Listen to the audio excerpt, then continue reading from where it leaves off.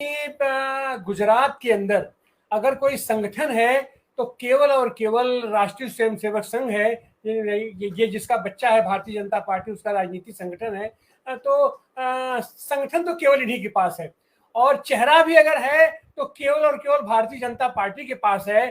उसके पास मोदी जी हैं, उसके पास अमित शाह हैं, उसके पास पूरा का पूरा कारपोरेट है, अडानी है, अंबानी है, या जितने भी नाम इस समय देश के पैमाने पर गिने जा सकते हैं वो सारे नाम भारतीय जनता पार्टी के पास है। इसमें कहीं कोई दो राय नहीं है।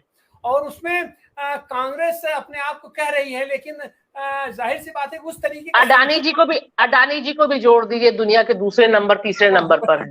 भाई अडानी अंबानी या मतलब जितने कारपोरेट चेहरे हैं, तो चेहरों के नाम पर तो अगर केवल ये सारे चेहरे ही वोट दे दे तो हमारे अंदाज से वहां सरकार बन जाएगी।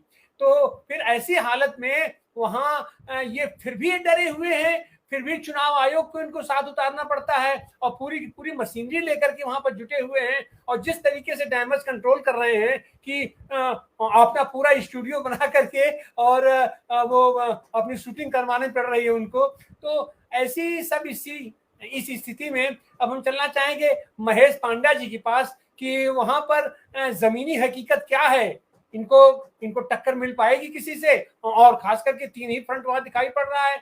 एक आम आदमी पार्टी है जो कि अपने आप को इनसे भी बड़ा हिंदू और इनसे भी ज्यादा रूढ़िवादी अपना गणेश लक्ष्मी को ही अपना सीधे पूरा अर्थव्यवस्था अर्थतंत्र सौंप दे रहा है। अब गणेश लक्ष्मी से तो बड़ा कोई आदमी हमारे हिंदुओं में, हमारे देश में नहीं हो सकता जो कि अर्थव्यवस्था को सुधार सके।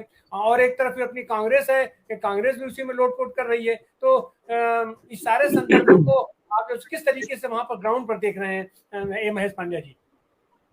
नमस्कार। विनोद मल साहब और दिशा सिंह ने सही बात बताई है, इसमें मैं एंडोर्स करता हूं। लेकिन जो गुजरात मॉडल की बात हो रही है वो गुजरात मॉडल क्या है? जैसे कि असेंबली का नहीं चलना, सबसे कम दिन चलना जो अभी पार्लियामेंट में भी हो रहा है, असेंबली का डेप्यूटी स्पीकर का गठन नहीं करना, ये सब चीजें जो है गुजरात मॉडल है। लोकायुक्त की नियुक्ति नहीं करना, ये सब है।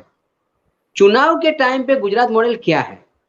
जैसे कि लास्ट टाइम पे हिमाचल का और गुजरात का साथ साथ में था और हिमाचल का डिक्लेयर हुआ था, गुजरात का नहीं किया था। इस बार भी ये रिपीट किया गया ताकि लोकार्पण, खातमुहूर्त ये सब कर पाए। लेकिन इस बार वो लोगों की गेम में वो लोग फंसे हैं, अच्छी तरह से फंसे हैं, बुरी तरह से फंसे हैं।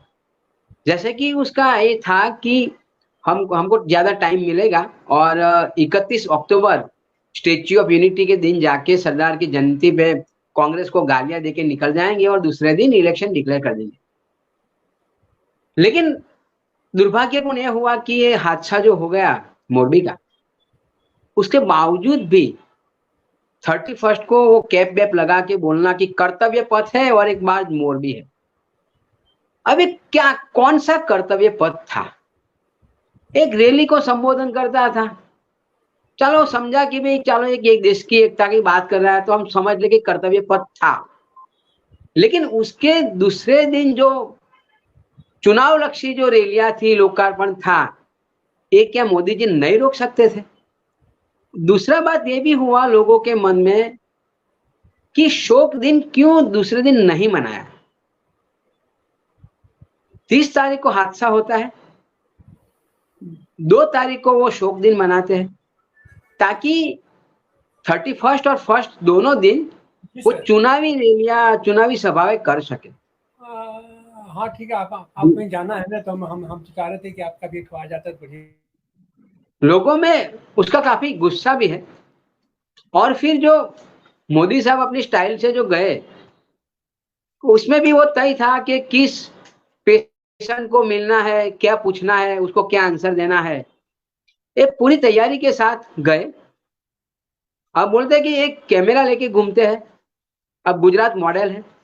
अब मोरबी हॉस्पिटल की दुर्दशा देख के लोगों को पता चलेगा कि यार ये तो गुजरात मॉडल है या क्या है। इसीलिए जो रंगो रगान किया, लेकिन उसका पर्दाफाश हो गया कि इतना हादसा के बावजूद भी रंगो रगान हो रहा है, एक इवेंट हो रही है। तो ये जो हमारे गुजरात में एक कवि कलापी हो गए, मेरे हिंदी तो अच्छी नहीं है, लेकिन वो बोलते थे कि जो जिस चीज से हम आगे आते हैं, वही चीज हमको पीछे भी ले जाती है। जे पोष तू ते मार तू, एक कर्म जिससे से कुदरती, ऐसा कवि कलापी ने बोला था।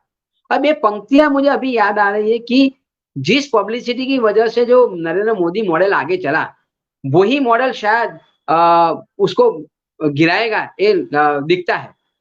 तो ये साफ बात है, लोगों को गुस्सा भी बहुत है कि ये क्या आदमी कर रहा है। और लोग समझते हैं कि हिमाचल में भी इलेक्शन है, यहाँ भी इलेक्शन है, तो क्यों जितनी भी टेक्निकल बातें बताए इलेक्शन कमीशन, लेकिन लोगों में पता तो चल गया है कि क्यों लेट हुआ।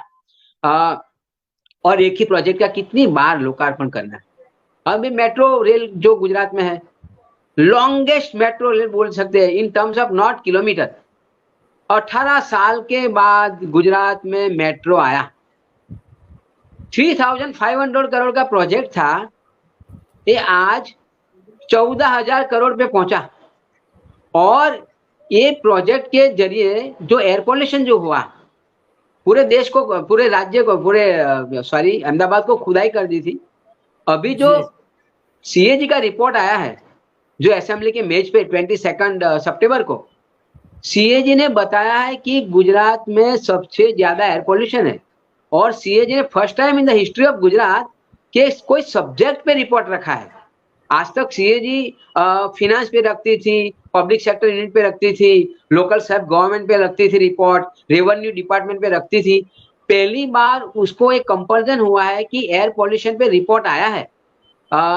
और लिखा है कि ये जो हमारे इंडस्ट्रीज है और ये जो चतुर्मार्गीय और 6 मार्गीय जो रोड बने हैं, उसके जरिए ज्यादा पॉल्यूशन हुआ है, मेट्रो के जरिए ज्यादा पॉल्यूशन हुआ है, वो सीएजी बोलती है।